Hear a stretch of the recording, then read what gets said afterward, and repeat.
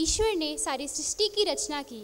उसने मानव को अपने प्रतिरूप बनाया तथा अपने पुत्र ईसा मसीह को इस धरती पर भेजा कि वे मनुष्य के रूप में जन्म ले सके। ईसा मसीह ने इस धरती पर आकर हमें आशीष से भर दिया ताकि वे हमें पापों से मुक्ति दिला सके। उन्होंने हमें कई प्रकार के चमत्कार दिखाए, जैसे रोगियों को स्वस्थ करना, मुर्दों को जिलाना और कोढ़ियों को चंगा करना इत्यादि। इन्हीं में से एक चमत्कार उन्होंने गलीलिया के नगर काना में भी दिखाया, जो कि उनकी महिमा का प्रतीक बना। कान्हा के विवाह का चमत्कार बाइबल के नए नियम में वर्णित एक महत्वपूर्ण घटना है। यह उस समय की बात है जब गलीलिया के नगर कान्हा में एक विवाह समारोह हो रहा था, जिसमें ईसा मसीह उनके शिष्य माता मरियम निमंत्रित थे। विवाह के बीच में अंगूरी खत्म हो गई थी। इस पर माता मरियम ने ईसा मसीह से कहा, उनके पास अंगूरी नहीं बची है। ईसा ने उत्तर दिया, भद्र, इससे मुझको और आपको क्या, अभी मेरा समय नहीं आया है। माता मरियम ने शिष्यों से कहा, वे तुम लोगों को जो भी कहे तुम वही करना। शिष्यों ने ईसा मसीह की आज्ञा का पालन कर 6 मटके पानी से भर दिए और प्रबंधक के भोज के पास ले गए। जब प्रबंधक ने वह पानी छका जो कि अंगूरी में बदल गया था, उन्हें नहीं मालूम था कि ये अंगूरी कहाँ से आई है, लेकिन वे शिष्य जिन्होंने पानी भरा था वे जानते थे। प्रबंधक ने दूल्हे को बुलाकर उससे कहा, लोग अच्छी अंगूरी पहले दे देते हैं और नशे के बाद घटिया, लेकिन आपने तो अभी तक बढ़िया अंगूरी बचा कर रखी हुई थी। इस घटना से हमें कई शिक्षाएं मिलती हैं। पहली, विश्वास की शक्ति। मरियम ने ईसा मसीह पर विश्वास किया और वही विश्वास चमत्कार का कारण बना। दूसरी शिक्षा, सेवा और आज्ञा पालन। शिष्यों ने ईसा मसीह की आज्ञा का पालन किया और परिणाम अद्भुत निकला। तीसरी शिक्षा, ईसा की करुणा। उन्होंने लोगों की कठिनाइयाँ समझी और उन्हें लज्जा से बचाया। इन्हीं शब्दों के साथ मैं अपना भाषण समाप्त करती हूँ। धन्यवाद। सभी को जय यीशु। आज मैं आप लोगों के सामने बाइबल के एक घटना के बारे में बताना चाहती हूँ। वह घटना है काना का विवाह, जो गलीला में हुआ और प्रभु यीशु ने अपना पहला चमत्कार दिखाया। तीसरे दिन गलीला के काने में एक विवाह था। ईसा की माँ वही थी। ईसा और उनके शिष्य भी विवाह में निमंत्रित थे। अंगूरी समाप्त हो जाने पर ईसा की माँ ने ईसा से कहा, उन लोगों के पास अंगूरी नहीं रह गई है। ईसा ने उत्तर दिया, बद्रे, इसे मुझको और आपको क्या, अभी तक मेरा समय नहीं आया है। ईसा की माँ ने सेवकों से कहा, वे जो कुछ तुम लोगों से कहे वही करना। वहाँ यहूदियों के शुद्धिकरण के लिए पत्थर के 6 मड़के रखे थे, उनमें 2-2, 3-3 मन समझता था। ईसा ने सेवकों से कहा, मटकों में पानी भर दो। सेवकों ने उन्हें लबालब भर दिया। फिर ईसा ने सेवकों से कहा, अब निकाल कर भोज के प्रबंधक के पास ले जाओ। उन्होंने ऐसा ही किया। जब प्रबंधक ने वह पानी चखा जो अंगूरी बन गया था, उन्हें मालूम नहीं था कि यह अंगूरी कहाँ से आई है। जिन सेवकों ने पानी निकाला था वे जानते थे, इसलिए प्रबंधक ने दूल्हे को बुलाकर कहा, सबको एक पहला बढ़िया अंगूरी परोसते हैं और लोगों के नशे में आ जाने पर घटिया, आपने अभी तक बढ़िया अंगूरी छोड़ रखी है। प्रभु यीशु ने अपना पहला चमत्कार गलीला के काने में दिखाया। उन्होंने अपना महिमा प्रकट की। उनके शिष्य ने उनमें विश्वास किया। गलीला के काना हमें यह संदेश मिलती है कि जो कोई यीशु के शरण जाते और उनमें विश्वास करते हैं, उनके जीवन और परिवार में चमत्कार करते हैं। धन्यवाद। आपके सामने यूहन्ना रचित सुसमाचार अध्याय 2 वाक्यांश 1 से 12 में वर्णित काना के विवाह पर अपने विचार साझा करना चाहती हूँ। गलीलिया के काना नगर में एक विवाह हो रहा था। वहाँ यीशु की माता मरियम थी और यीशु अपने चेलों के साथ आमंत्रित थे। जब भोज में दाखमधु समाप्त हो गई तो मरियम ने यीशु से कहा, उनके पास दाखमधु नहीं रही। यीशु ने पहले कहा कि अभी उसका समय नहीं आया है। फिर भी मरियम ने सेवकों से कहा, जो कुछ वह कहे वही करना। यही शब्द हमारे लिए आज का संदेश है। यीशु ने सेवकों को आदेश दिया, 6 पत्थर के मटकों को पानी से भर दो। उन्होंने वैसा ही किया। तब यीशु ने उस पानी को दाखमधु में बदल दिया और वह दाखमधु पहले से उत्तम निकली। यही यीशु का पहला चमत्कार था जिससे उसकी महिमा प्रकट हुई और चेले उस पर विश्वास करने लगे। इस घटना से हम 3 मुख्य बातें सीखते हैं। पहली, यीशु की उपस्थिति। जहाँ यीशु को आमंत्रित किया जाता है वहाँ आशीर्वाद और परिवर्तन होता है। दूसरी, मरियम का विश्वास। मरियम ने कमी को यीशु के सामने रखा और हमें आज्ञाकारिता का मार्ग दिखाया। तीसरी, यीशु का परिवर्तनकारी सामर्थ्य। वह पानी को दाखमधु में बदल सकते हैं तो हमारे जीवन को दुख से आनंद, कमी से भरपूरता और निराशा से आशा में बदल सकते हैं। प्रिय भाइयों और बहनों, काना का विवाह हमें यह याद दिलाता है कि हमें हर परिस्थिति में यीशु को आमंत्रित करना चाहिए, मरियम की तरह विश्वास रखना चाहिए और यीशु के वचनों का पालन करना चाहिए। धन्यवाद। काना में विवाह। प्रिय मित्रों, आज हम संत यूहन्ना रचित सुसमाचार के 2 अध्याय के पहले 12 वचनों पर मनन करेंगे। इसमें हम पढ़ते हैं कि गलील के काना नगर में एक विवाह हो रहा था, जहां ईसा, उनकी माता मरियम और उनके शिष्य उपस्थित थे। विवाह उत्सव की खुशी के बीच अचानक दाखरस समाप्त हो जाता है। यह परिस्थिति मेहमानों और परिवार के लिए बड़ी लज्जा की बात बन सकती थी। यही समय था जब ईसा की माता मरियम उनसे बोली, इनके पास दाखरस नहीं रह गया है। ईसा ने उनसे कहा, भद्रे, इससे आपको और मुझको क्या? अभी मेरा समय नहीं आया है। फिर भी मरियम ने सेवकों से कहा, जो कुछ वह कहे वही करना। इसी विश्वास और आज्ञाकारिता ने उस अद्भुत कार्य का मार्ग प्रशस्त किया जिसे हम यीशु का पहला चमत्कार मानते हैं। ईसा ने सेवकों को पत्थर के मटकों में पानी भरने का आदेश दिया। जब उन्होंने पानी निकालकर भोज के प्रधान याजक को चखने दिया तो वह उत्तम दाखरस में बदल चुका था। सब आश्चर्यचकित रह गए। इतना अच्छा दाखरस अब तक बचा रखा था। और यही संकेत था, जब हम ईश्वर की आज्ञा का पालन करते हैं तो वह हमारी कमियों को न केवल पूरा करता है बल्कि उसे भरपूर और उत्तम आशीष से भर देता है। प्रिय भाइयों बहनों, इस घटना से हमको 3 सीख मिलती हैं। पहली, विश्वास और आज्ञाकारिता परमेश्वर के कार्य को संभव बनाते हैं। दूसरी, मरियम की तरह हमें भी दूसरों की जरूरतों पर ध्यान देना चाहिए। और तीसरी, जब हम अपना खाली जीवन यीशु के हाथों में सौंपते हैं तो वह उसे भरपूर और उत्तम आशीष से भर देते हैं। प्रिय भाइयों बहनों, आज हम यह संकल्प लेते हैं कि अपने जीवन का सारा दुख, परेशानी, चिंता को यीशु के हाथों में सौंप दे और उस पर पूरा भरोसा रखें। धन्यवाद। पुरोहितगण, सभी सम्मानित धर्म बहनें, सुयोग निर्णायक मंडली एवं मेरे प्रिय भाइयों और बहनों, आप सबों को मेरी तरफ से जय यीशु की। मैं आपके सामने अपनी छोटी सी सोच के विचारों को प्रस्तुत करने वाली हूँ। और सबसे मुख्य बात, मेरा विषय है प्रभु यीशु द्वारा शिष्यों के पैर धोना।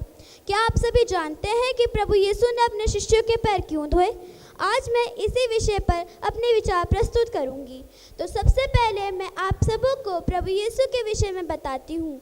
प्रभु यीशु हमारे प्रिय पिता परमेश्वर के पुत्र है जो इस संसार के सृष्टि करता है। अब मैं आप सबों को कैसे समझाऊं? वे इतने महान हैं कि उन्होंने अपने इकलौते पुत्र प्रभु यीशु क्रिस्त को इस संसार में भेजा।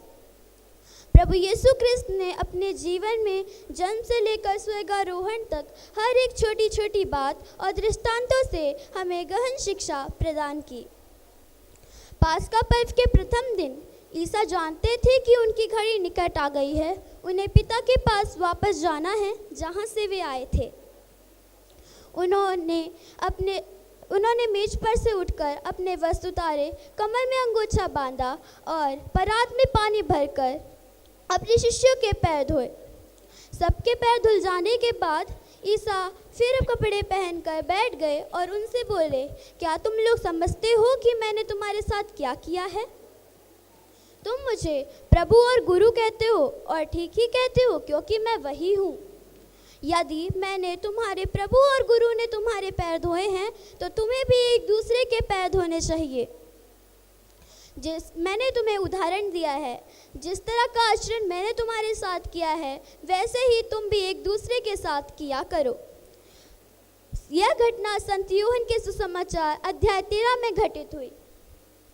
प्रभु यीशु इस घटना के माध्यम से हमें यह आदेश देते हैं कि जिस तरह से मैंने तुम्हारे साथ आचरण किया है उसी तरह का आचरण तुम भी एक दूसरे के साथ किया करो।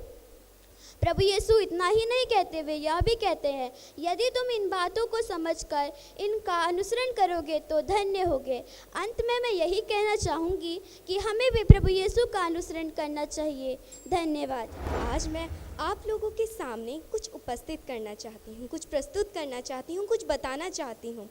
आज हमने अपने जीवन में जाने कितनी कठिनाइयों से गुजरे होंगे, जाने हमने अपने जीवन में कितनी बुराइयों से सामना करना पड़ा होगा, कितनी बेइज्जती सहनी पड़ेगी, मगर हमारे परमेश्वर ने तो हमें इतना दयावान बनाया है कि उसने अपने एक लौते पुत्र को दे दिया। जैसे हम अपने जीवन में अगर हम किसी से लड़ाई कर लेते हैं तब हम उसे बहुत दोष देते हैं, उसे दोषी मानते हैं। जैसे परमेश्वर के वचन में लिखा है, दोष मत लगाओ कि तुम पर भी दोष लगाया जाए।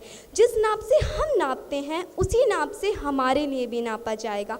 तो हमें अपने जीवन में एक बात हमेशा याद रखनी है कि जैसे परमेश्वर ने पृथ्वी से लेके तक स्वर्ग तक अपने जीवन में कितनी कठिनाइयाँ सही, अगर कोई हमें एक थप्पड़ मारे तो हम उसे 2 थप्पड़ मार के आते हैं, मगर परमेश्वर ने कीले ठोकी, परमेश्वर को क्रूस पे चढ़ाया गया, गंदी बातें बोली, थूका गया, मगर परमेश्वर ने हमें एक सहायक के रूप में चुना। तो जैसा कि परमेश्वर ने एक काना नगर के विवाह में अपना एक चमत्कार दिखाया था, दाखरस को पानी को दाखरस में बदल दिया था, तो हमारा भी जीवन कुछ इसी तरह है। जैसे हम पानी को दाखरस में बदल नहीं पाते, जैसे परमेश्वर की सेवा करी, वैसे ही आज हमें अपने जीवन में सेवा करनी चाहिए। जहाँ पर नौकर थे उन्होंने परमेश्वर की आज्ञा मानी और देखो चमत्कार हुआ। माता मरियम पे उन्होंने वक्त भरोसा रखा, माता मरियम ने परमेश्वर पे विश्वास रखा, एक अच्छा सा एक अटूट विश्वास बनाए रखा, जो विश्वास वो कभी ना तोड़ सकी। तो आज मैं हम सब ये संकल्प लेते हैं कि आज हमारे जीवन में कितनी भी कठिनाइयाँ आ जाएं, मगर हमें परमेश्वर का हाथ कभी नहीं छोड़ना है। उसके वचन में लिखा है, अपना बोझ मुझे दे दो, अपना जुआ मुझे दे दो। तो आज अपना बोझ हल्का करने के लिए उस यहोवा को दे दो। धन्यवाद। यूहन्ना अध्याय 2 वाक्यांश 1 से 12। यूहन्ना अध्याय 2 में काना के विवाह में ईसा माता मरियम से कहते हैं कि मेरा समय अभी नहीं आया है। इसलिए ईसा मरियम से कह रहे हैं कि अगर आज मैं यहाँ चमत्कार करता हूँ तो मेरा मिशन कार्य अभी शुरू करना पड़ेगा और जल्द ही अपने क्रूस दुख भोग और क्रूस पर मृत्यु का सामना करते हुए इस दुनिया को और आपको छोड़कर जाना पड़ेगा। उस समय हम मरियम के हृदय की पीड़ा को समझ सकते हैं, क्योंकि वो एक माँ है। ईसा द्वारा इस बात को प्रकट करने के बावजूद मरियम ने काना के विवाह में अपने बेटे से चमत्कार करवाया। मरियम ने कहा होगा, इस समय मैं इस परिवार की लाज बचा सकती हूँ या अपने बेटे का दुख भोग के समय को भी आगे बढ़ा सकती हूँ। उस दुविधा भरे समय में वे अपने दुख को भी प्रकट नहीं कर पा रही हैं और अपनी खुशी को कुर्बान करते हुए उस परिवार को बचाने में आगे बढ़ती है और नौकरों की ओर मुड़कर कहती है, जो कुछ मेरा बेटा कहता है वही करना। ईसा पानी को दाखरस में बदल देते हैं और परिवार की लाज बच जाती है। परिवार खुशियाँ मनाता और विवाह अद्भुत रीति से आगे बढ़ता है। खुशी से और धूमधाम से शादी खत्म हो गई, सब खुश हैं और हम सुनते हैं कि मरियम और ईसा कफरनहूम वापस चले गए। फिर ईसा घर छोड़कर माता को छोड़कर चले गए, दुनिया को बचाने निकल पड़े, फिर कभी घर नहीं लौटे। मरियम ने बड़ी कीमत चुकाकर अपनी खुशी को त्याग कर उस परिवार को खुशी दी। ये हमारी स्वर्गीय माँ का स्वभाव है, जिसे हम अपनी माँ, धन्य माता, ईश्वर की माँ कहते हैं। काना के यीशु ने किए चमत्कार द्वारा हमें यह संदेश मिलता है कि प्रभु यीशु हमसे कभी भी दूर नहीं हैं, बल्कि वे हमारी ज़रूरतों में, हमारे घर में हैं, हमारे पास हैं। निर्णायकगण और मेरे प्रिय साथियों, आप सबों को जय यीशु की। आज मैं आपके सामने बाइबल की एक अत्यंत अद्भुत और प्रेरणादायक घटना के बारे में बोलने जा रही हूँ। यीशु ने अपने शिष्यों के पैर धोए। क्या आपने कभी सोचा है कि एक असली सुपर हीरो कैसा होता है? जैसे कि स्पाइडरमैन जो बड़ी बड़ी इमारतों पर चढ़ता है, या आयरन मैन जिसके पास हाईटेक सूट होता है। हम सभी को सफलता, तारीफ और वह बड़ा मौका चाहते हैं जब सब हमें देखें। लेकिन आज मैं एक ऐसे सुपर हीरो के बारे में बताने जा रही हूँ जिन्होंने पूरी दुनिया को बदलने का एक राज बताया, और वह राज है पैर धोना। जी हाँ, प्रभु यीशु ने अपने शिष्यों के गंदे धूल भरे पैर धोकर हम सभी के लिए एक उदाहरण रखा, जो आज हम जैसे बच्चों और युवाओं के लिए बहुत बड़ा सबक है। हम बात कर रहे हैं संत यूहन्ना का सुसमाचार अध्याय 13 वाक्य 1 से 15 की। यीशु जो एक महान गुरु हैं, अंतिम भोजन से पहले उन्होंने तौलिया लिया, पानी लिया और अपने शिष्यों के पैर धोने लगे। यह सुनकर अजीब लगता है ना? पेतरुस तो बोल ही पड़ा, प्रभु आप मेरा पैर नहीं धोएंगे। प्रभु ने उत्तर दिया, अगर मैं तुम्हारा पैर नहीं धोऊंगा तो तुम मेरे साथ कुछ भी साझा नहीं कर सकते। साथियों, सोचिए, यह वही यीशु है जिन्हें राजाओं का राजा और प्रभुओं का प्रभु कहा गया है, और वही यीशु झुककर अपने शिष्यों के पैर धो रहे हैं। यही है नम्रता और सेवा का सर्वोच्च उदाहरण। मेरे प्यारे दोस्तों, सेवा ही सच्चे ईसाई जीवन की पहचान है। मदर टेरेसा ने कहा था, हम बड़े काम तो नहीं कर सकते, लेकिन हम छोटे काम को बड़े प्रेम से कर सकते हैं। अगर हम सिर्फ चर्च के दीवारों पर सीमित रहें और गरीबों, बीमारों, अनाथों की सेवा ना करें तो हम यीशु से काफ़ी दूर हैं। यीशु की पैर धोने की घटना हमें यह याद दिलाती है कि चर्च की असली सौंदर्यता अलंकारों में नहीं, बल्कि विनम्र सेवा में है। तो आइए हम सब मिलकर यह प्रतिज्ञा करें कि हम भी प्रभु यीशु की तरह झुकेंगे, नम्र रहेंगे और सेवा करेंगे। धन्यवाद। प्रिय भाइयों और बहनों, सबको जय यीशु की। आज हम यूहन्ना रचित सुसमाचार अध्याय 13 पद संख्या 1 से 15 तक के एक बहुत ही महत्वपूर्ण घटना पर विचार करेंगे। यीशु का अपने शिष्यों के पैर धोना। यह केवल पैर धोने का कार्य नहीं था, बल्कि इसके पीछे एक बहुत गहरा अर्थ छिपा हुआ था। यीशु जानते थे कि उनकी मृत्यु का समय निकट आ गया था। उन्होंने अपने शिष्यों को प्यार किया और अंत तक प्यार किया। यह अंतिम भोज के समय की घटना है। यीशु जानते थे कि उनकी मृत्यु का समय निकट आ गया था। यीशु ने अपना बाह्य वस्त्र उतारा और कमर में तौलिया बांध लिया। फिर उन्होंने एक बर्तन में पानी डाला और अपने शिष्यों के पैर धोने लगे और उस तौलिए से पोंछने लगे जो उनके कमर से बंधा हुआ था। यह एक ऐसा कार्य था जिसे उस समय सबसे निचले स्तर के सेवक करते थे। शिष्य इस बात को समझ नहीं पा रहे थे कि यीशु ऐसा क्यों कर रहे हैं। खासकर पतरस को तो बहुत आश्चर्य हुआ। यीशु ने कहा, जो मैं अभी कर रहा हूँ उसे तुम अभी नहीं समझते, परंतु बाद में समझोगे। यह दिखाता है कि यीशु का यह कार्य केवल पैरों को साफ करना ही नहीं, बल्कि इससे कहीं अधिक महत्वपूर्ण था। इस घटना में कुछ महत्वपूर्ण बातें हैं जो आज भी हमें सीखने को मिलती है। नम्रता। यीशु ने जो प्रभु और गुरु थे, खुद को नीचा किया और अपने शिष्यों की सेवा की। यह दर्शाता है कि सच्चा नेतृत्व सेवा में है, स्वयं को दूसरे के ऊपर नहीं रखना। सेवा।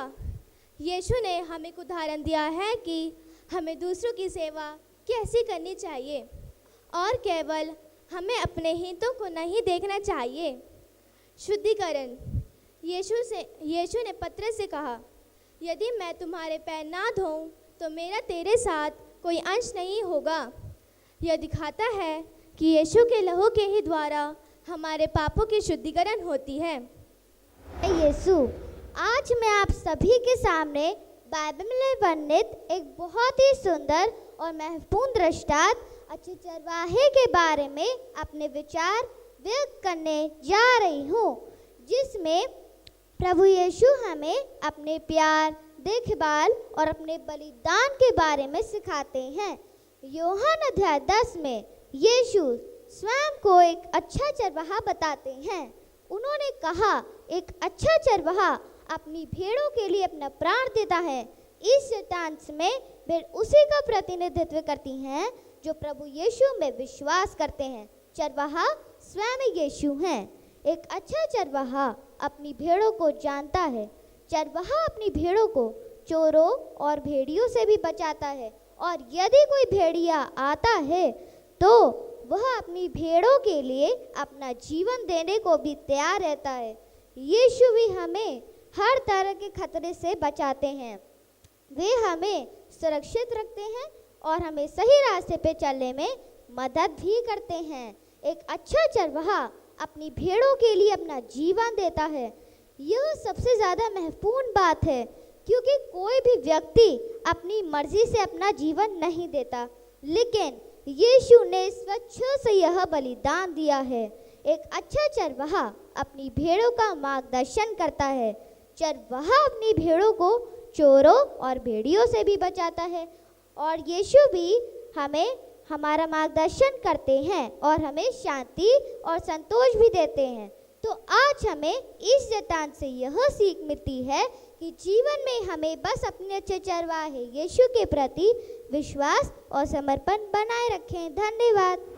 फादरगण, सिस्टरगण, निर्णायकगण एवं मेरे प्रिय साथियों, सभी को जय यीशु की। आज मैं यीशु एक अच्छे चरवाहे के ऊपर अपना विचार साझा करने के लिए बहुत उत्साहित हूँ, जो यूहन्ना अध्याय 10 वाक्यांश 1 से 10 से प्रेरित है। ये विषय न केवल हमारे विश्वास के लिए महत्वपूर्ण है, बल्कि आज के समय हमारे समुदाय एवं समाज के लिए भी यह अत्यंत प्रासंगिक है।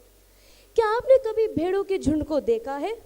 जब चरवाहा आगे चलता है तो भेड़ें उसके पीछे पीछे चलती है, और अगर कोई अजनबी आवाज़ लगाए तो भेड़ें उसकी तरफ ध्यान नहीं देती। यह क्यों? क्योंकि भेड़ें सिर्फ और सिर्फ अपने चरवाहे की आवाज़ पहचानती है। ठीक वैसे ही यूहन्ना अध्याय 10 वाक्यांश 11 में यीशु स्वयं कहते हैं कि मैं एक अच्छा चरवाहा हूँ, और एक अच्छा चरवाहा अपने भेड़ों के लिए अपना प्राण देता है। प्रिय साथियों, क्या आपने कभी सोचा है यीशु को एक अच्छा चरवाहा क्यों कहा गया है? चरवाहा केवल घास नहीं खिलाता, वह अपने भेड़ों की रखवाली करता है। वह उन्हें भेड़ियों से बचाता है, और जब कोई एक भेड़ खो जाए तो उसे ढूंढने निकलता है। अब आइए हम इस विचार को आज के भारतीय क्रिश्चियन समुदाय के संदर्भ में देखें। आज के समय हमारे समुदाय को कई चुनौतियों का सामना करना पड़ता है। ऐसे में यीशु का यह संदेश हमें याद दिलाता है कि हम अकेले नहीं हैं, वह हमारे साथ है, हमारा मार्गदर्शन कर रहे हैं, हमें शक्ति दे रहे हैं। संत मदर तेरेसा ने कहा था कि हम में से सभी महान कार्य नहीं कर सकते, लेकिन हर कोई महान प्रेम से छोटा छोटा कार्य कर सकता है। यह हमें प्रेरित करता है कि हम छोटे छोटे कार्य से भी बहुत बड़ा बदलाव ला सकते हैं। हमारे समाज में ऐसे कई लोग हैं जो अपने अधिकारों के लिए लड़ते हैं। हमारे देश में हम देख सकते हैं कि कई लोग गरीब और निस्सहाय हैं, जिन्हें मदद की आवश्यकता है। यीशु के अनुयायियों के रूप में हमें उनकी मदद करने के लिए आगे आना चाहिए। जब हम ज़रूरतमंदों की मदद करते हैं तो हम वास्तव में उस यीशु के अच्छे चरवाहे के रूप में कार्य कर रहे होते हैं। आइए हम सब मिलकर एक अच्छे चरवाहे की तरह बने जो एक दूसरे की देखभाल करता है और उनकी मदद करता है, क्योंकि यही है भारतीय कलीसिया का मिशन, यीशु की तरह सेवा करना, प्रेम करना और सबों को जीवन देना। धन्यवाद। उपस्थित श्रद्धेय पुरोहितगण, सुयोग्य निर्णायक मंडली, आदरणीय धर्म बहनें, समस्त लोक धर्मीगण एवं मेरे प्रिय भाइयों और बहनों, आप सभी को जय यीशु की। मैं अभय तेजा आज की इस भाषण प्रतियोगिता में आप लोगों के समक्ष प्रभु यीशु ने अपने शिष्यों के पैर धोए विषय पर अपने विचार व्यक्त करने जा रहा हूँ। आज हम उस अद्भुत घटना पर मनन करते हैं जो संत यूहन्ना के अनुसार पवित्र सुसमाचार अध्याय 13 वाक्यांश 1 से 15 में लिखी गई है, जो इस प्रकार है। जब प्रभु यीशु अपने शिष्यों के साथ भोजन कर रहे थे, तब उन्होंने एक ऐसा कार्य किया जिसने सबों को चकित कर दिया। उन्होंने भोजन पर से उठकर अपने वस्त्र उतारे तथा कमर पर अंगोछा बांध लिया। तब वे परात में पानी भरकर अपने शिष्यों के पैर धोने और कमर से बंधे अंगोछे से उसे पोंछने लगे। यह कोई साधारण दृश्य नहीं था, बल्कि विनम्रता का सर्वोच्च उदाहरण था। जब पेतरुस ने ईसा से कहा, प्रभु आप मेरे पैर धोते हैं, मैं आपको अपने पैर कभी नहीं धोने दूंगा। इस पर ईसा ने पेतरुस से कहा, यदि मैं तुम्हारे पैर नहीं धोऊंगा तो मेरा तुम्हारे साथ कोई संबंध नहीं रह जाएगा। इसका अर्थ यह है कि यदि हम प्रभु की क्षमा और शुद्धिकरण को स्वीकार नहीं करते हैं तो हम उसमें सहभागी नहीं होते हैं। प्रिय भाइयों और बहनों, ये घटना हमें 3 बातें सिखाती है। पहला, विनम्रता का मार्ग। दुनिया हमें सिखाती है कि बड़ा बनने के लिए दूसरों पर शासन करो, पर प्रभु यीशु सिखाते हैं बड़ा वही है जो झुककर सेवा करे। दूसरा, शुद्धता का मार्ग। प्रभु यीशु ने अपने शिष्यों के पैर धोए, वह एक प्रतीक था आत्मिक शुद्धता का। हमें भी हमारे जीवन में रोजाना प्रभु से क्षमा मांगनी है और प्रार्थना करनी है ताकि हमारा भी मन और हृदय निर्मल हो सके। तीसरा, सेवा का मार्ग। प्रभु यीशु ने अपने शिष्यों से कहा, जैसा मैंने तुम्हारे साथ किया है वैसा तुम दूसरों के साथ किया करो। इसका यह मतलब है कि हमें भी हमारे मन में दूसरों के लिए सेवा करने का भाव रखना चाहिए, चाहे वह हमारे परिवारों में हो, हमारी कलीसिया में हो या हमारे समाज में। आज हम देखते हैं कि लोग पद, प्रतिष्ठा और सम्मान की तलाश में रहते हैं, पर यीशु का संदेश स्पष्ट है कि बड़ा वही है जो सबसे छोटा बने और नेता वही है जो सबका सेवक बने। हमें यह बात हमेशा याद रखना है कि सेवा करना कोई कमजोरी नहीं है, बल्कि मसीही जीवन की सबसे बड़ी शक्ति है, क्योंकि जब हम सेवा करते हैं तब हम प्रभु यीशु के समान होते हैं। अंत में मैं यही कहना चाहता हूँ कि हमें अपने जीवन में विनम्रता, शुद्धता और सेवा का मार्ग अपनाना नितांत आवश्यक है। तभी हमारे समाज में प्रेम, क्षमा और सद्भाव जैसे गुण विकसित होंगे और चहुं देश शांति का राज होगा। इन्हीं पंक्तियों के साथ मैं अपनी वाणी को विराम देता हूँ। धन्यवाद। सबों को जय यीशु। हम सब लोग शादी में जाते हैं, है ना? हम सब ने वो खुशी के वातावरण को महसूस किया है। आप सभी ने काना के विवाह के चमत्कार के बारे में तो सुना ही होगा। क्या आप लोगों ने कभी उस चमत्कार को गहराई से सोचा या समझा है कि प्रभु यीशु हमें क्या संदेश देना चाहते हैं, वह हमें क्या बताना चाहते हैं? नहीं? खैर, मैंने भी नहीं। आज हम एक महान और प्रेरणादायक बाइबल की कहानी काना के विवाह पर चर्चा करेंगे, जो न केवल हमारे विश्वास को मजबूत करता है, बल्कि हमारे जीवन की कई महत्वपूर्ण पाठ भी सिखाता है। यह चमत्कार संत यूहन्ना के 2 अध्याय में वर्णित है, जहाँ प्रभु यीशु ने अपने पहले चमत्कार का वर्णन किया। काना का विवाह एक साधारण विवाह नहीं था, बल्कि यह एक ऐसी घटना थी जहाँ प्रभु यीशु ने अपने पहले चमत्कार का वर्णन किया। जब काना के आयोजन में दाखरस खत्म हो गया था तो यह एक बड़ी समस्या बन गई थी। शादी का वातावरण थोड़ा सा उबाऊ होने वाला था, पर इस कठिन समय में प्रभु यीशु ने लोगों की मदद की। उन्होंने पानी के मटकों में पानी भरा और उसे दाखरस में बदल दिया।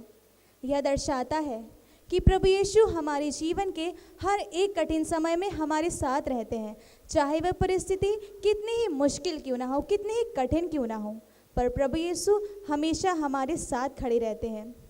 माता मरियम ने प्रभु यीशु पर पूरा विश्वास रखा और अपने रिश्तों में दृढ़ समर्थन दिया। यह दर्शाता है कि रिश्तों में विश्वास और एक दूसरे के प्रति समर्थन करना हमारी जिम्मेदारी है। तो क्या आप सभी ने इन सभी गुणों को अपने जीवन में अपनाया है? परख कर देखें। ये मैं और आप अपने आप से पूछें। कुछ लोग सोचते होंगे कि प्रभु यीशु को क्या ज़रूरत थी ये सब करने की, वो कौन सा उनका अपना परिवार था। जी हाँ, ज़रूरत थी। वो इस संसार में पूरी मानव जाति के उद्धार के लिए आए। उन्होंने सूली पर अपने प्राण दिए और यह साबित किया कि वह पूरी मानव जाति से कितना प्रेम करते हैं। इसी तरह काना के विवाह में भी प्रभु यीशु ने यह साबित किया कि सच्चा प्रेम न केवल शब्दों में बल्कि कर्तव्यों में भी पाया जाता है। प्रभु यीशु ने हमें सिखाया कि एकता, प्रेम और विश्वास के साथ हम अपने जीवन को बदल सकते हैं। किसी ने सच ही कहा है, कभी भी इस समाज को, इस संसार को अपनी कमज़ोरी मत दिखाना, क्योंकि यह संसार बहुत ही आगे है हमारी कमज़ोरियों के साथ खेलने में। यदि हम संसार के सहारे जिएंगे तो हम कभी भी अपने आप को बदल नहीं पाएंगे, और यदि प्रभु में विश्वास करते हुए आगे बढ़ेंगे तो उस अद्भुत अंगूरी की तरह अपने को बदल लेंगे और इस संसार में विश्वास और एकता को बढ़ावा देंगे। धन्यवाद। मैं आज आपकी दोस्त आंचल आपके समक्ष बाइबल की एक अद्भुत घटना साझा करना चाहती हूँ। प्यारे दोस्तों, हम सब जानते हैं कि विवाह एक खुशी और उत्सव का अवसर होता है। ईशा भी अपनी माता मरियम और अपने शिष्यों के साथ गलीलिया के काना नगर के एक विवाह भोज में सम्मिलित हुए थे। सब लोग आनंद मना रहे थे, संगीत और नृत्य हो रहा था, लेकिन अचानक एक बड़ी समस्या खड़ी हो गई। मेजबानों के पास अंगूरी समाप्त हो गई। अब सोचिए, इतनी भीड़ और इतने मेहमानों के सामने यह कितनी शर्मिंदगी की बात हो सकती थी। लेकिन माता मरियम ने यह समस्या ईशा के सामने रखी और उन्होंने सेवकों से कहा, वे तुम लोगों से जो कहें वही करना। यहीं से हमारा पहला चमत्कार शुरू होता है। ईशा ने सेवकों से कहा, मटकों में पानी भर दो।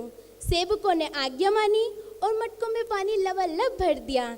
जब पानी को परखा गया तो वह उत्तम अंगूरी में बदल चुका था।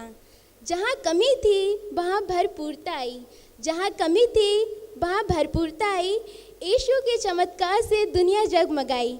पहला चिन्ह था पर संदेश गहरा, पहला चिन्ह था पर संदेश गहरा। यीशु है तो सदा जीवन सुनहरा। प्यारे दोस्तों, इस घटना से हमें कई बातें सीखने को मिलती हैं। पहली बात, ईशा की उपस्थिति से साधारण पर भी विशेष हो जाता है। जिस विवाह में वे उपस्थित थे वहाँ एक अद्भुत चमत्कार हुआ। हमें भी अपने जीवन में ईशा को आमंत्रित करना चाहिए ताकि वे हमारे जीवन की समस्याओं को आशीर्वाद में बदल दें। दूसरी बात, आज्ञाकारिता का महत्व। सेवकों ने ईशा से यह प्रश्न नहीं किया कि पानी से अंगूरी कैसे बनेगा। उन्होंने तो बस वैसे ही किया जैसे ईशा ने उनसे कहा। ईशा हमारी छोटी छोटी ज़रूरतों को भी परवाह करते हैं। यहाँ जीवन मृत्यु का प्रश्न नहीं था, सिर्फ अंगूरी की कमी थी, लेकिन ईशा ने उसे भी पूरा किया ताकि खुशियाँ बनी रहें। प्यारे दोस्तों, हम किशोर अवस्था में कई बार चुनौतियों और दबावों का सामना करते हैं।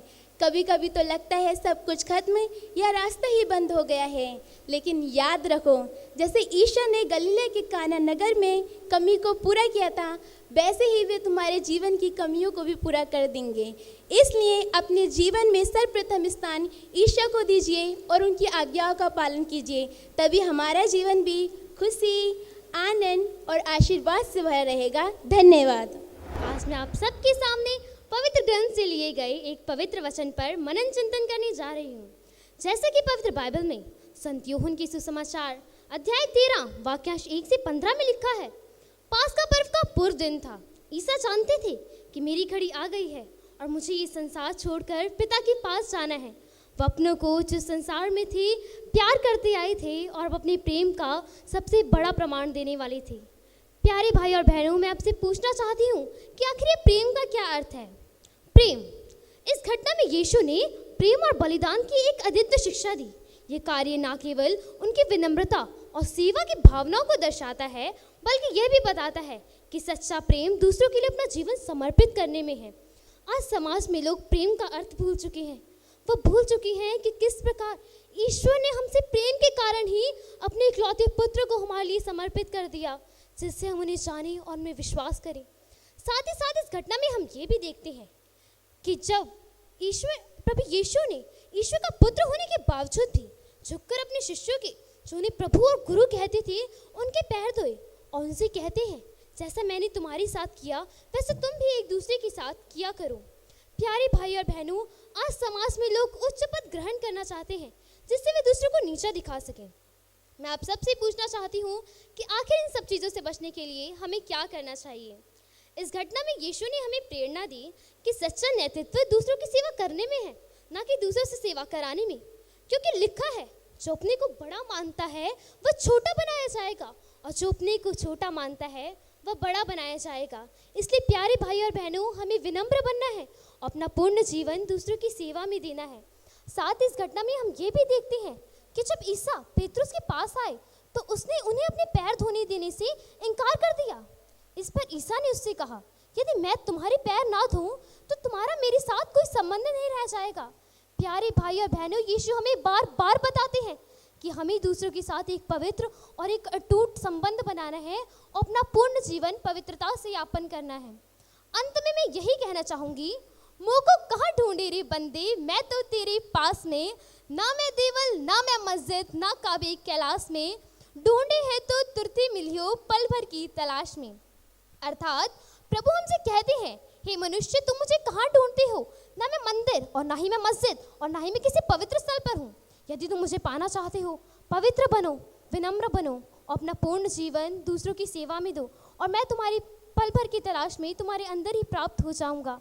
तो आइए पिता के सदृश पवित्र पुत्र यीशु मसीह के सदृश विनम्र और आज्ञाकारी बने। अंत में मैं एक गीत के दौरान आपको ये बताना चाहती हूँ, मैंने प्रभु और गुरु हो कर भी धोए पैर तुम्हारे, तुम्हें भी है धोना सबके, जो है भाई तुम्हारे। धन्यवाद। जय यीशु की। काना में विवाह। प्रिय मित्रों, आज हम संत यूहन्ना के सुसमाचार अध्याय 2 वाक्य 1 से 12 पर मनन करेंगे। इस पाठ में हम पढ़ते हैं कि गलील के काना नगर में एक विवाह हो रहा था। वहाँ ईसा, उनकी माता और उनके शिष्य भी विवाह में उपस्थित थे। विवाह उत्सव की खुशी के बीच अचानक धाकर समाप्त हो जाता है। यह परिस्थिति मेहमानों और परिवारों के लिए बड़ी लज्जा की बात बन सकती थी। यही समय था जब मरियम ईसा के पास आकर बोली, उनके पास दाखरस नहीं रह गया है। ईसा ने कहा, भद्रे, इससे मुझको और आपको क्या, मेरा समय अभी नहीं आया है। फिर भी मरियम ने सेवकों से कहा, जो कुछ वे कहें वही करना। इस विश्वास और आज्ञाकारिता ने उस अद्भुत कार्य के लिए मार्ग प्रशिक्षित किया जिसे हम यीशु का पहला चमत्कार मानते हैं। ईसा ने सेवकों को पत्थर के मटकों में पानी से भरने का आदेश दिया। जब उन्होंने पानी निकालकर भोज के प्रधान को चखने दिया तो वह उत्तम दाखरस में बदल चुका था। सभी आश्चर्यचकित थे कि इतना अच्छा दाखरस अभी तक बचा हुआ है। यही संकेत था, जब हम प्रभु की आज्ञाओं का पालन करते हैं तो वह हमारी कमी को न केवल पूरा करता है बल्कि उसे भरपूर उत्तम आशीष से भर देता है। प्रिय भाई और बहनों, इस घटना से हमें 3 शिक्षा प्राप्त होती हैं। पहली, विश्वास आज्ञाकारिता परमेश्वर के कार्य को संभव बनाते हैं। दूसरी, मरियम की तरह हमें भी दूसरों की जरूरत पर ध्यान देना चाहिए।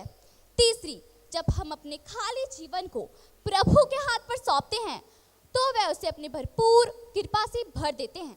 इसलिए आज हम सब यह संकल्प लें कि हम अपने जीवन की हर दुख परेशानी, हर चिंता को प्रभु के हाथ पर सौंप दें और उस पर भरोसा करें। अंत में बस इतना ही कहना चाहूँगी, जब जीवन की राहें मुश्किल हो और दुखों की छाया हो, जब जीवन की राहें मुश्किल हो और दुखों की छाया हो, तब यीशु की याद में आओ और उनकी कृपा की बारिश में नहाओ। धन्यवाद। आज मैं प्रभु यीशु हमारे अच्छे चरवाहे विषय पर अपने विचार प्रस्तुत करने जा रही हूँ। जब हम चरवाहा शब्द सुनते हैं तो हमारे मन में एक तस्वीर आती है। एक चरवाहा अपने भेड़ों की देखभाल करता है, उन्हें खतरों से बचाता है और उन्हें सुरक्षित स्थान पर ले चलता है। वह यह देखता है कि उसकी भेड़ें भूखी और प्यासी ना रहे। यूहन्ना रचित सुसमाचार अध्याय 10 वाक्य 1 से 10 में प्रभु यीशु कहते हैं, मैं एक अच्छा चरवाहा हूँ और एक अच्छा चरवाहा अपने भेड़ों के लिए अपने प्राण भी दे सकता है। पुराने नियम में हम पढ़ते हैं, यहोवा मेरा चरवाहा है, मुझे किसी बात की कमी नहीं। जिस प्रकार एक अच्छा चरवाहा अपनी भेड़ों को हरे भरे मैदान में ले जाकर उनकी देखभाल करता है, इसी प्रकार प्रभु यीशु भी अपने प्रेम और दया से हमें ईश्वर के राज्य की ओर ले चलते हैं। आपके विचार में एक अच्छा चरवाहा अपनी भेड़ों के लिए कौन कौन से कार्य करता है? अगर प्रभु यीशु को हम अपना चरवाहा मान ले तो हम किस तरह उसके पीछे चल सकते हैं? अगर प्रभु यीशु हमारा चरवाहा है तो हमें किस बात पर भरोसा रखना है? यह सभी प्रश्न बहुत ही सोचने और मनन करने योग्य है। इनका उत्तर तो यह है कि प्रभु यीशु सचमुच हमारी रक्षा करते हैं, हमें खतरों से बचाते हैं, हमें सही मार्ग दिखाते हैं और हमें भोजन प्रदान करते हैं। जैसे हम पवित्र बाइबल में पढ़ते हैं कि किस प्रकार प्रभु यीशु ने केवल 5 रोटी और 2 मछलियों से 5000 लोगों की भूख मिटाई। इस उदाहरण से हमें यह पता चलता है कि प्रभु यीशु हमारे बिना कहे ही हमारी सांसारिक व आत्मिक भूख को मिटाते हैं। इस उदाहरण से हमें यह बहुत कुछ सीखने को मिलता है। वही नहीं, प्रभु यीशु कलीसिया को जोड़ने में भी मदद करते हैं। वह पाप और बुराई से हमें दूर ले चलते हैं। इसके अलावा यह बात हमारे देश के लिए भी अत्यंत महत्वपूर्ण है। आजकल हम देखते हैं कि हमारे समाज में भ्रष्टाचार, अन्याय और गलत रास्ता दिखाने वाले कितने सारे नेता मौजूद हैं। जनता भेड़ों जैसी है जिन्हें एक अच्छे चरवाहे, एक अच्छे नेता की ज़रूरत है। अगर हमारे देश के सभी नेता प्रभु यीशु जैसे अच्छे चरवाहे बने तो ना कभी भ्रष्टाचार होगा, ना विभाजन। आज के युग में एक अच्छे चरवाहे की कमी खलती है। अंत में मैं अपने शब्दों को विराम देते हुए कहना चाहूँगी कि हम जो प्रभु यीशु के अनुयायी बनने के लिए बुलाए गए हैं, अगर एक दूसरे के लिए सच्चे चरवाहे बन जाए तो स्वर्ग राज्य हमारे बीच आ सकता है। तो आइए हम प्रभु यीशु की आवाज़ सुने और उनके बताए गए मार्ग पर चले। धन्यवाद। हम सभी को जय यीशु की। हम सभी को शादी समारोह में जाना बहुत पसंद होता है। तो आज शादी से ही जुड़ा एक दृष्टांत जो कि यूहन्ना अध्याय 2 वचन 1 से 12 से लिया गया है, मैं आपके सामने प्रस्तुत करती हूँ और उससे हमें क्या शिक्षा मिलती है वो भी। गलीलिया के काना में एक विवाह समारोह था और उस विवाह में माता मरियम, यीशु और उनके शिष्य भी आमंत्रित थे। अचानक वहाँ अंगूरी समाप्त हो जाने पर माता मरियम के कहने पर यीशु वहाँ के जो सेवक थे उनसे कह के वहाँ पड़े उन 6 मटकों में पानी भरवा देते हैं। अभी यीशु का समय नहीं आया था, परंतु फिर भी वे अपनी माता की बात मान रहे थे। अब जैसा कि हम सभी जानते हैं आगे की कहानी, वो 6 मटकों का पानी बदल जाता है स्वादिष्ट अंगूरी में। यह यीशु का पहला चमत्कार था। हमें इससे क्या शिक्षा मिलती है? पहला, माता मरियम की आज्ञा मानकर यीशु हमें बात मानना सिखाते हैं। जैसे सेवकों ने बिना सवाल जवाब किए यीशु की आज्ञा मानी और वहाँ पड़े उन 6 मटकों में पानी भर दिया, वैसे ही हमें भी बिना सवाल जवाब किए अपने शिक्षकों, माता पिता और सभी बड़ों का आदर करना चाहिए। दूसरा, विवाह समारोह में यीशु की उपस्थिति कितनी महत्वपूर्ण है। जहाँ यीशु आमंत्रित होते हैं वहाँ प्रेम, आनंद और शांति होता है। तीसरा, ज़रूरी नहीं कि हमें जीवन में पहली बार में ही सबसे उत्तम चीज़ मिल जाए। जैसे विवाह समारोह में आए मेहमानों को दूसरी बार में स्वादिष्ट अंगूरी मिलती है, वैसे ही हमें भी सही समय आने पर उत्तम चीज़ मिल जाएगी। हमें बस धैर्य रखना आना चाहिए। जहाँ यीशु हमारे जीवन में आते हैं तो हमारे जीवन की हर समस्या का समाधान मिल जाता है। हमारा जीवन प्रेम, आनंद और शांति से भर जाता है। धन्यवाद।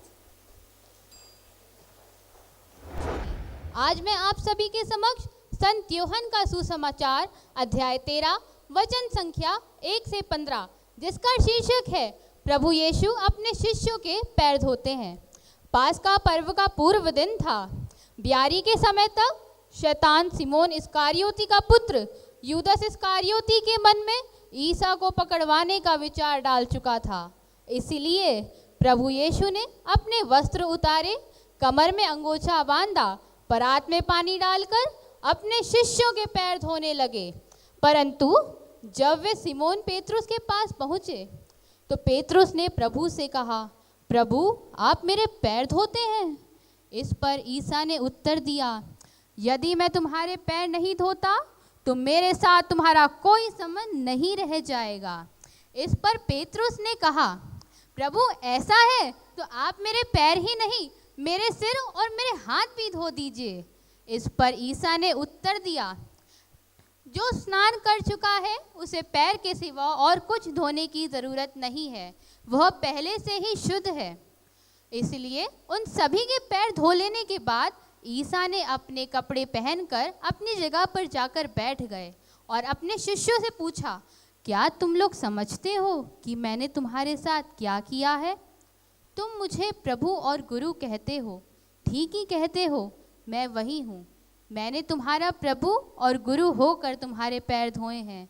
इससे मैं तुम्हें यही बताना चाहता हूँ कि मैं जो तुम्हारा प्रभु और गुरु हूँ, गुरु होकर भी तुम्हारे पैर धोए हैं।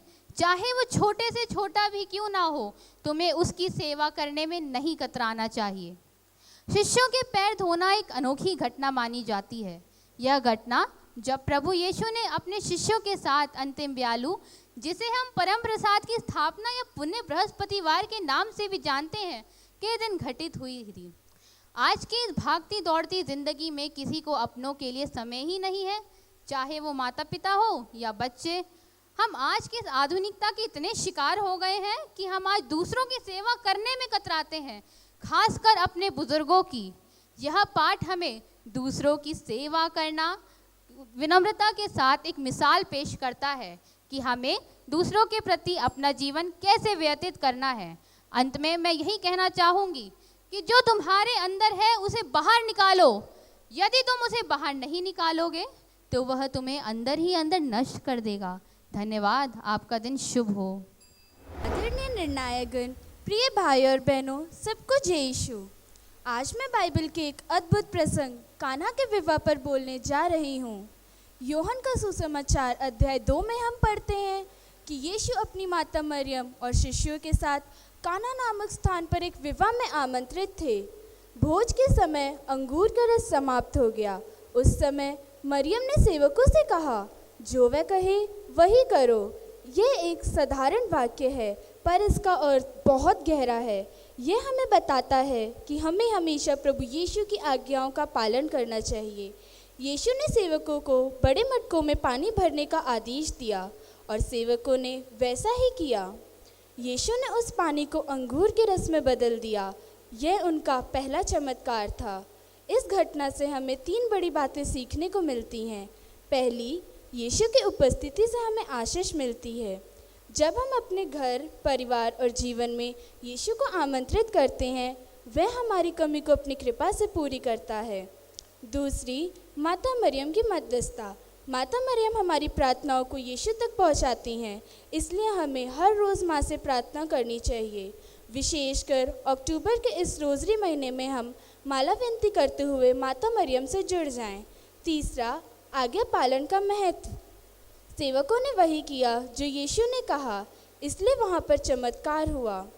प्रिय मित्रों, यूहन्ना का सुसमाचार अध्याय 14 वाक्यांश 15 में हम पढ़ते हैं, अगर तुम मुझसे प्रेम करते हो तो मेरी आज्ञाओं का पालन करो। प्रिय मित्रों, कान्हा के विवाह से हमें यह संदेश मिलता है, चाहे हमारी ज़िंदगी में कमी घटी क्यों ना हो जाए, यदि हम ईश्वर पर विश्वास करें और उनकी आज्ञाओं का पालन करें तो वह सब कुछ नया और सुंदर बना देगा। धन्यवाद। Participant number 11। अपनी भेड़ों को जानता हूँ और मेरी भेड़ें मुझे जानती हैं। यूहन अध्याय 10 पद संख्या 14। आदरणीय निर्णायक गण, यहाँ उपस्थित सभी अतिथिगण और मेरे प्रिय साथियों, आप सभी को जय यीशु। आज मैं प्रभु यीशु के उस रूप के बारे में बात करने जा रही हूँ जिसे हम सब प्यार से भला चरवाहा कहते हैं। मैं मार्ग हूँ, सत्य हूँ और जीवन हूँ। यूहन अध्याय 14 पद संख्या 6। प्रिय मित्रों, इन दिव्य वचनों में जीवन का संपूर्ण रहस्य छिपा है। प्रभु यीशु को एक भला चरवाहा कहा गया है। सोचिए ज़रा, एक चरवाहा अपनी भेड़ों की कितनी देखभाल करता है। उन्हें हरे भरे चारागाह तक ले जाता है, उन्हें हर खतरों से बचाता है और उनकी कितनी देखभाल करता है। ठीक वैसे ही प्रभु यीशु हम सब की आत्माओं के चरवाहे हैं। एक अच्छा चरवाहा अपनी भेड़ों के लिए जीवन देता है। यूहन अध्याय 10 पद संख्या 11। ये कोई साधारण वाक्य नहीं है, ये प्रेम और बलिदान का सर्वोच्च प्रमाण है। प्रभु यीशु ने हम सब के लिए अपने प्राण न्यौछावर किए ताकि हम सत्य और अनंत जीवन पा सके। प्रिय मित्रों, जीवन की राह कभी आसान नहीं होती। अंधकार, भय, भटकाव हर किसी के हिस्से में आते हैं, पर प्रभु यीशु ने कहा है, मत डरो क्योंकि मैं तुम्हारे साथ हूँ।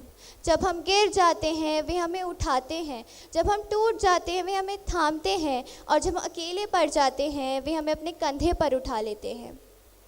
प्रभु यीशु केवल एक गुरु नहीं, वे हमारे वो सच्चे मित्र हैं जो ज़िंदगी भर हमारा साथ देते हैं।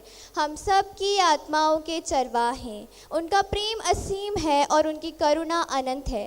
आप प्रभु यीशु को क्या मानते हैं? क्या वो भी आपके भले चरवाहे हैं?